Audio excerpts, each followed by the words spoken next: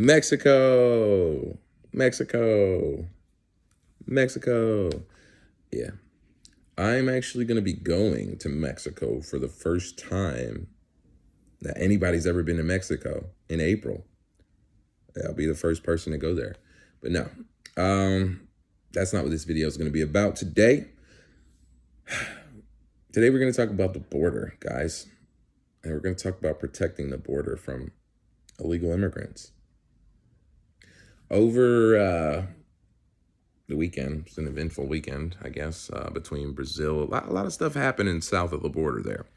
But in Mexico, we had the cartel shooting down commercial airline flight. Well, not shooting them down, pardon me. Let me be accurate here. Shooting at them with, civilian passengers in an attempt to overtake the Calahuasca airport in Mexico. And this was all because of the incarceration of El Chapo's son. So they're going crazy. They're trying to get their man back, and they are causing havoc. I mean, I don't know if you've been paying attention to the internet over the weekend and like news stories, that is. I'm sure you've seen all of the videos of the burnt out cars and the caravans and the shootouts and the dead bodies in the middle of the street. Can I say dead bodies on YouTube? Is that bad words? You see how we have to manage and micromanage our speech about just regular topics here just to make sure that we don't say any buzzwords that will get us like whatever, instead of actually, like, I understand that words can be hurtful, but I'm trying to describe an event to you, and I have to worry about whether or not the words that I'm going to use are going to get my visibility filtered when I'm just trying to inform you guys about dead bodies laying in the streets of Mexico because the cartel is going to war with the Mexican military. And there are rumors that not only Otivio Guzman, but also his father are held in the United States, meaning this could very well spill over into our territory. Now, today, we have Joe Biden on his way to visit the border in El Paso, Texas, and have a discussion about our policies involving the border and immigration, securing the border, should I say, moving forward.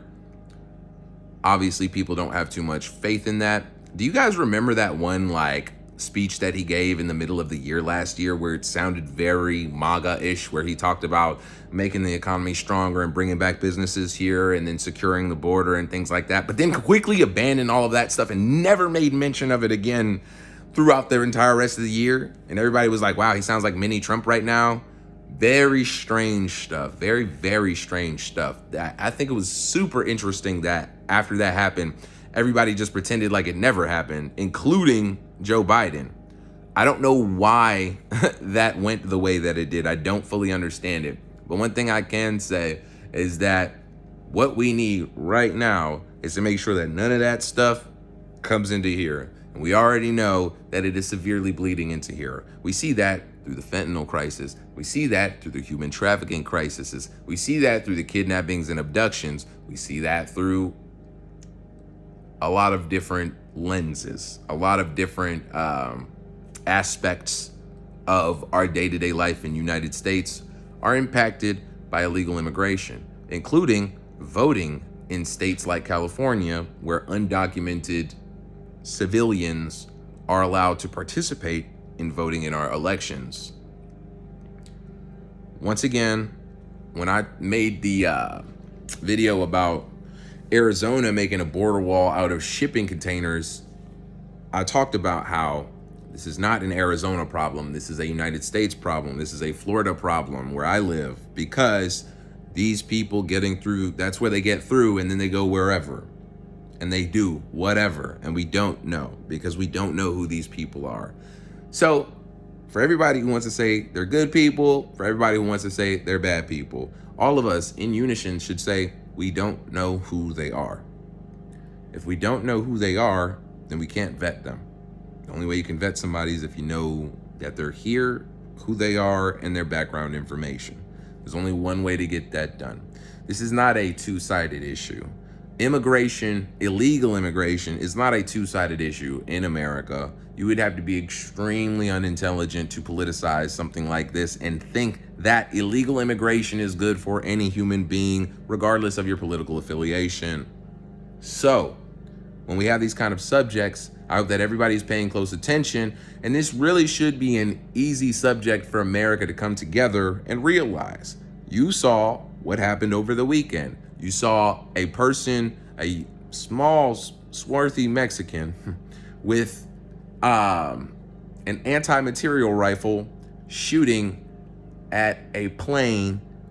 And then we saw video footage, should I say, of the children bracing themselves for their landing, laying down on their hands and knees with their heads down, hoping that they don't catch a stray bullet of an anti-material round, which would just tear them to pieces instantly. Is that what you want in America? Do you think that this is fear-mongering to say that that's something that could easily happen? When we look at situations like the Uvalde shooting, when we look at situations that are going on with the military and how weak our military and our police forces are right now, do you think that we're equipped to handle an invasion by a force like the Sinaloa Cartel? I hope that we don't have to find those kind of, I don't hope we don't have to find the answer to that question, which is why we should all be mindful of this and pay close attention to what happens during Joe Biden's visit down there. I know I will be, so I encourage you to as well. And have a great rest of your day. I'll talk to you at 7.